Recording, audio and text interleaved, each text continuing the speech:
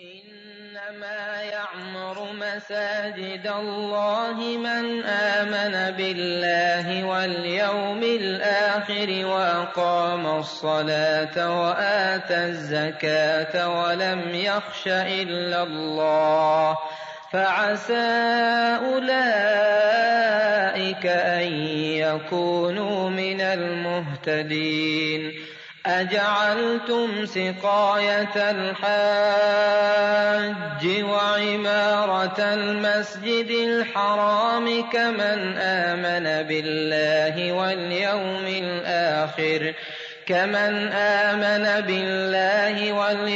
الآخر وجاهد في سبيل الله لا يستوون عند الله والله لا يهدي القوم الظالمين.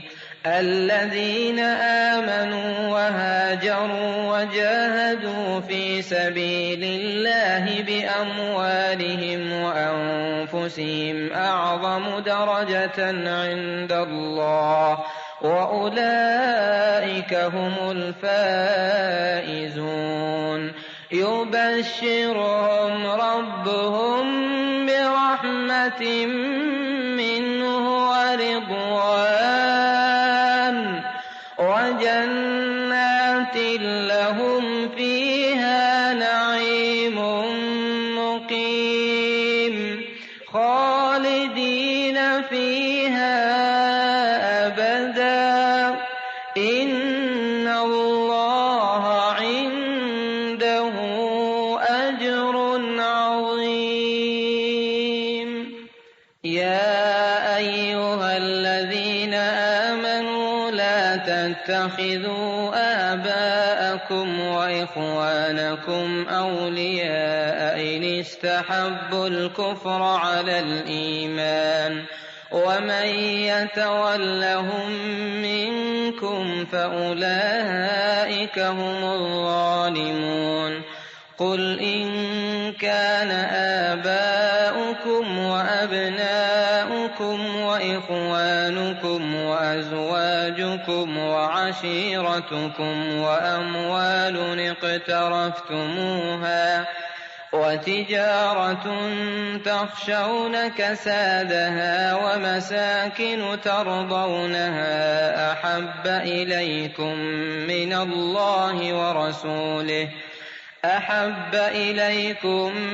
الله ورسوله وجهاد في سبيله فتربصوا حتى يأتي الله بأمره والله لا يهدي القوم الفاسقين. جسے پیچھے بات ہو رہی تھی نا کہ اگر کسی کا باپ فوت ہو جاتا ہے یا بیٹا یا بھائی یا بیوی یا خاندان میں سے کوئی اور، تو اس صورت میں اس کے غم اور دکھ اور درد کا حال آپ دیکھیں، تصور کریں، اور اس کے برعکس جو اللہ اور اس کے رسول سے محبت کرنے والا ہے اور اس کے راستے میں جہاد کرنے والا ہے، ایسا شخص دوسروں کی جان تو کیا اپنی دے کر بھی خوش ہو جاتا ہے۔ وہاں دوسروں کی جان پہ جان جا رہی ہے، یہاں یہ اپنی جان دے کر بھی غم زدہ نہیں بلکہ خوشیوں کی انتہا تک پہنچ جاتا ہے، وہ خوشی جو اس کے سوا کسی اور نے نہ چکھی ہے نہ سنی ہے، جس کا کوئی تصور نہیں کر سکتا۔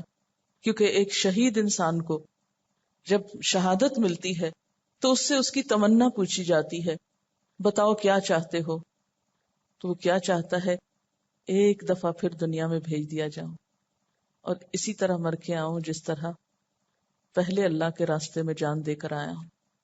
کیونکہ جان دینے کی جو لذت ہے، جو خوشی ہے، اللہ کی خاطر، اس مقصد کی خاطر،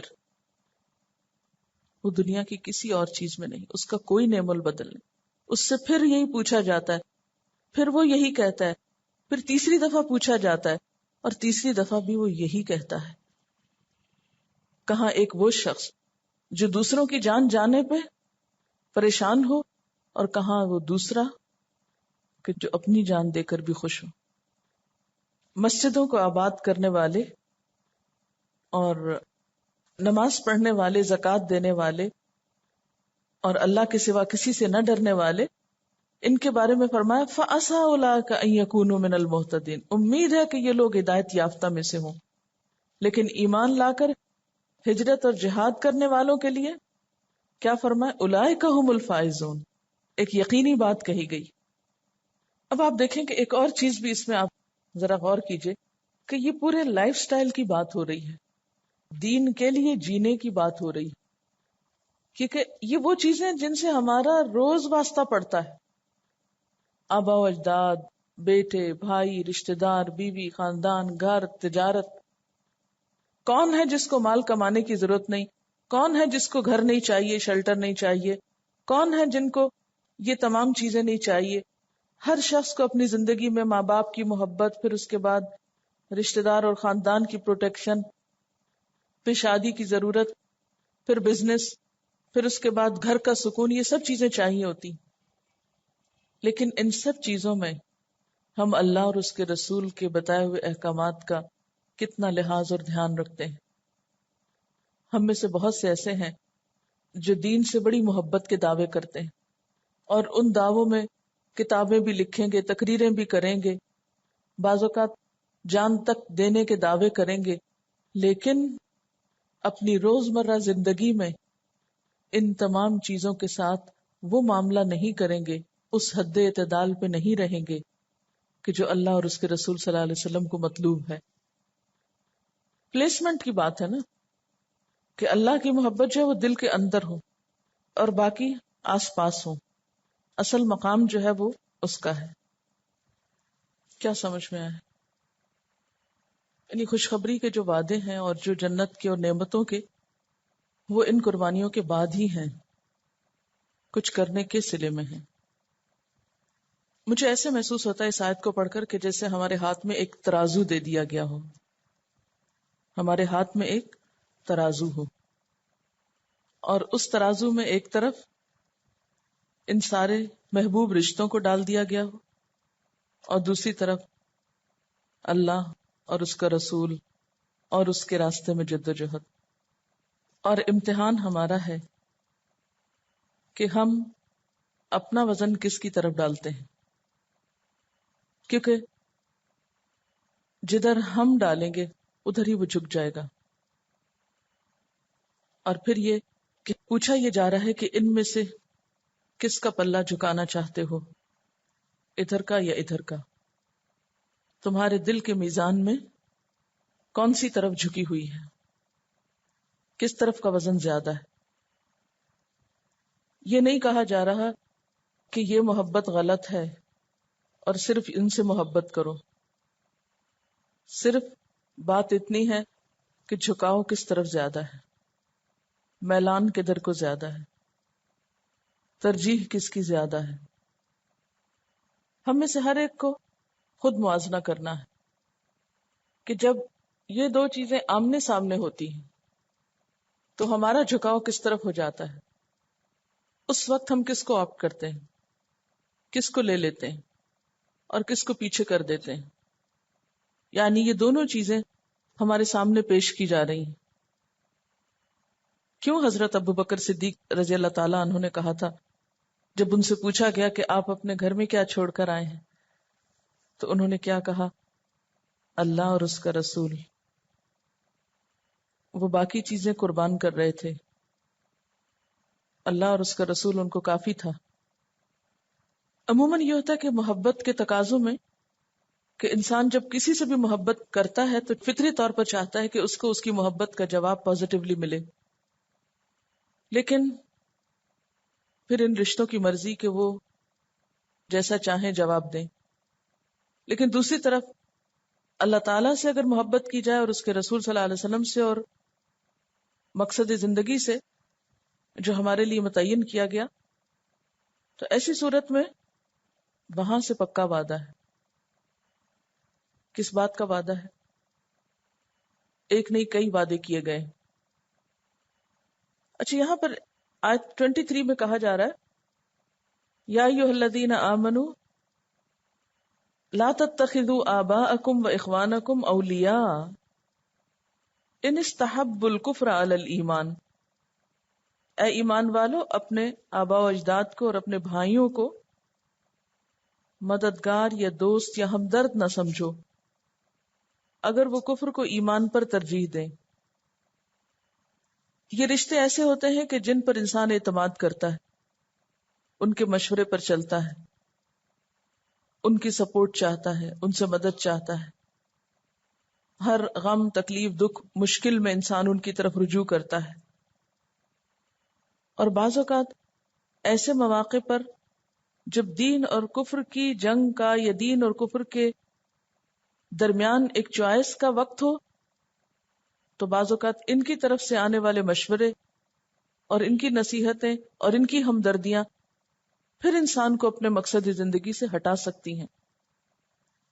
کیونکہ ہر شخص دنیا کو اسی نظر سے دیکھتا ہے جو اس کی اپنی نظر ہوتی ہے یا اس کی ترجیح اور پرائرٹی ہوتی ہے.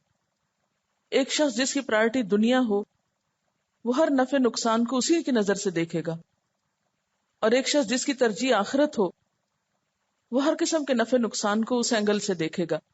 تو ظاہر ہے کہ دونوں چونکہ ایک دوسرے کے اپوزٹ ہیں، اس لیے دونوں کی سوچ میں خود بخود فرق واقع ہو جائے گا.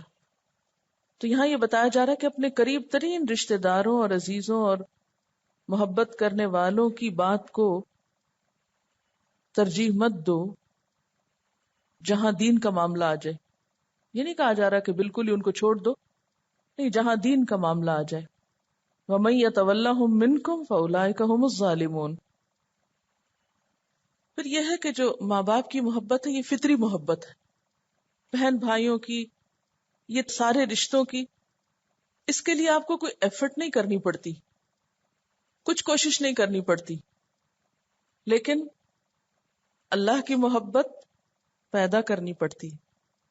اللہ کے رسول صلی اللہ علیہ وسلم کی محبت کے لیے شعوری کوشش کرنی پڑتی، اور اس سے بڑھ کر جہاد فی سبیلی ہی کے لیے تو باقاعدہ جد و جہد کرنی پڑتی ہے.